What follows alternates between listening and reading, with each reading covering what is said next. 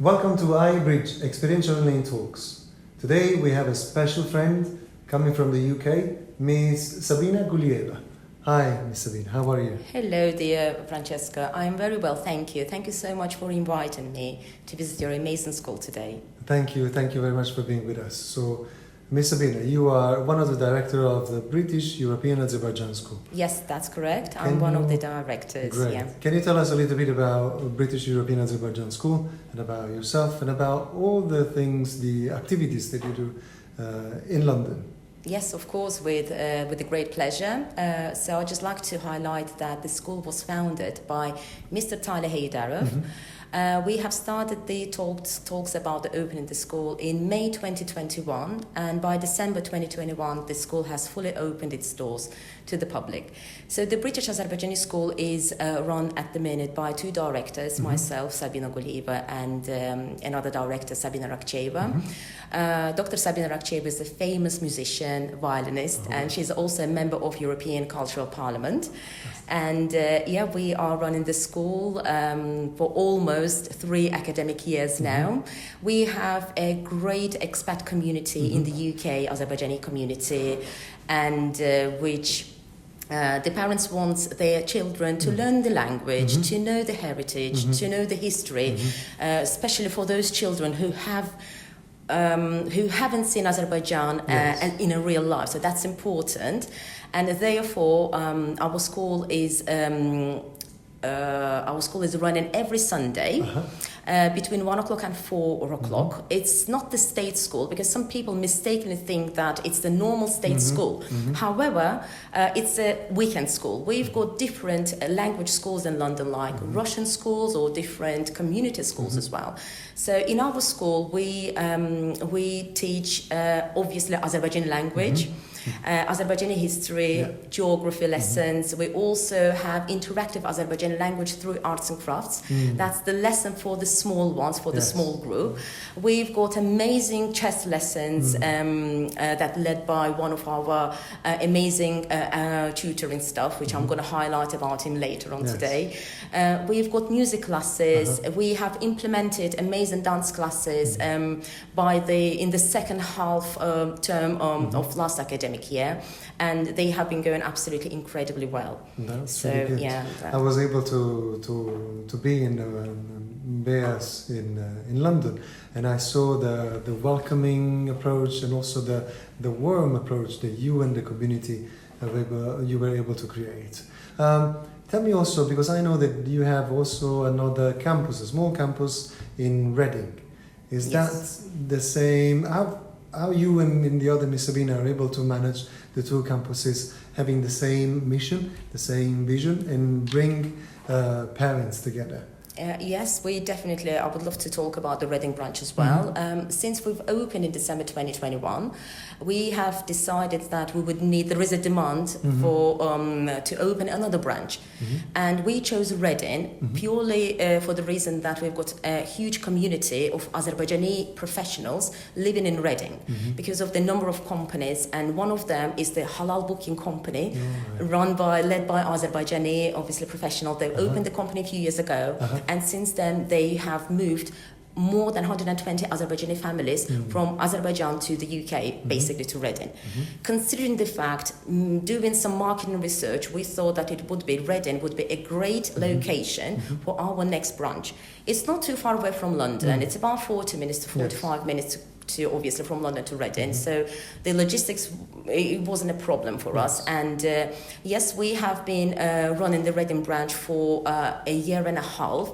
But at the minute, the campus has been suspended due to some premises issues. So we are trying to resolve it at the minute, and hopefully this academic year, upcoming academic year, we will be able to restore our Reading campus as well. Crossed. Yes, fingers crossed. We face with some minor issues all the time. Always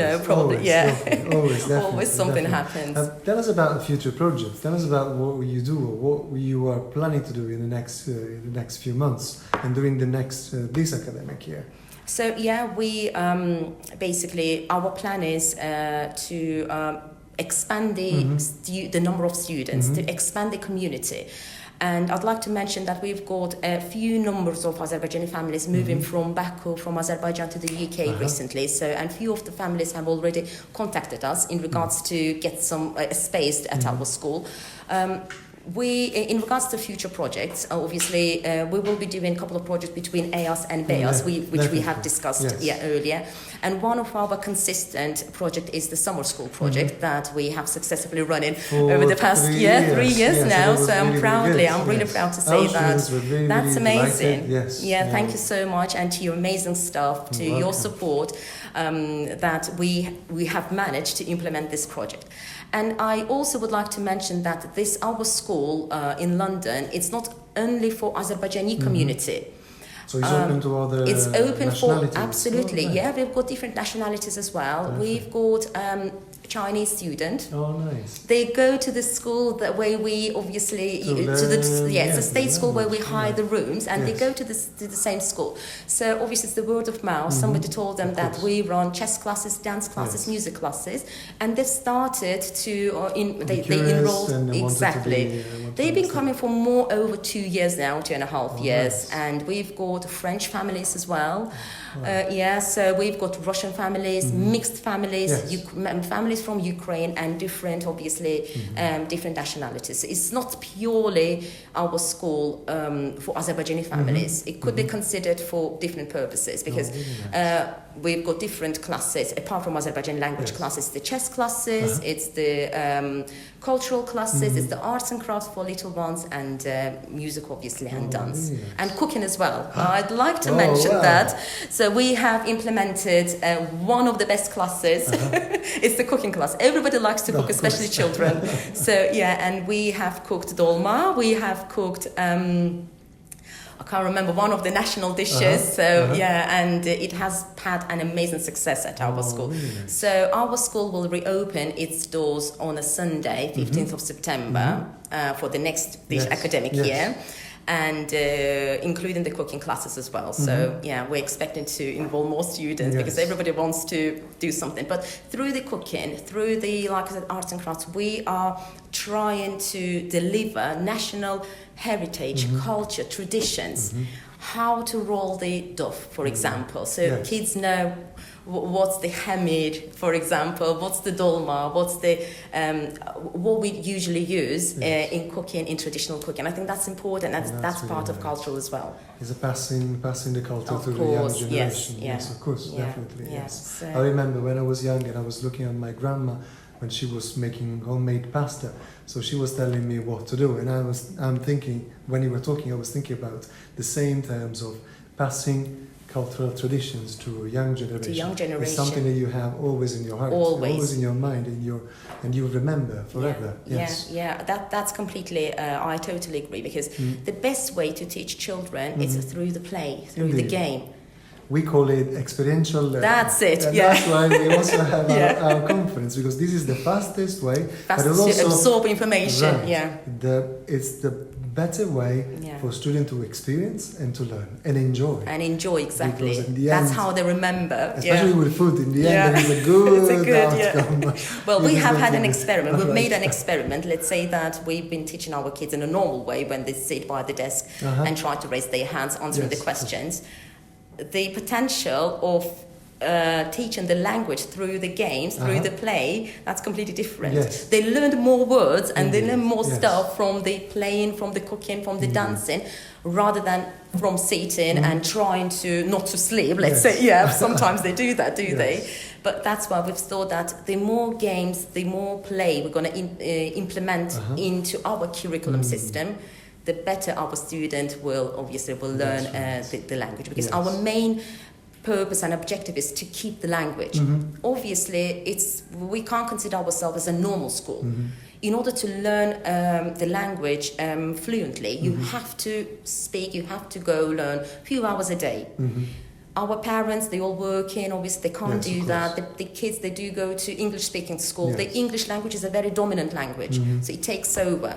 That's why, in order to keep something, so we have decided that having at least 3 hours a week of the language lessons, there will be something additional to our students, to our kids, so they can learn something. Even though they have made a good connection between each other. So now they're all friends. They arrange play dates with nice. The parents. That's they really arrange good. the play dates, so they visit each other. They became friends, and it's not, our school is not only the school. I can proudly say that we have turned it into a hub, cultural hub, because people, they come to our school every Sunday just to see each other, because we don't get to see each other often. Yes, when you live abroad, you do miss that bit. Indeed. Your language, when you speak Azerbaijani language, that's completely different.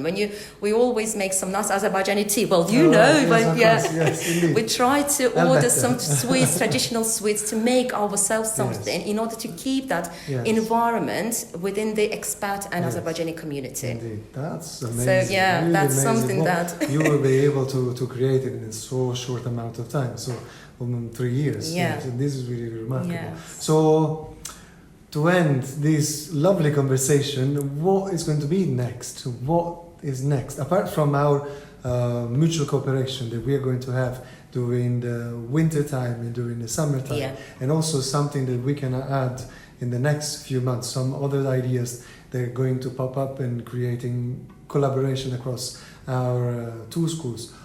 What our audience can expect from BEAS in the next future? In regards to BEAS, in regards to future, I can definitely say that we will be holding good few events, which we always do, but this year it's going to be spectacular, outstanding.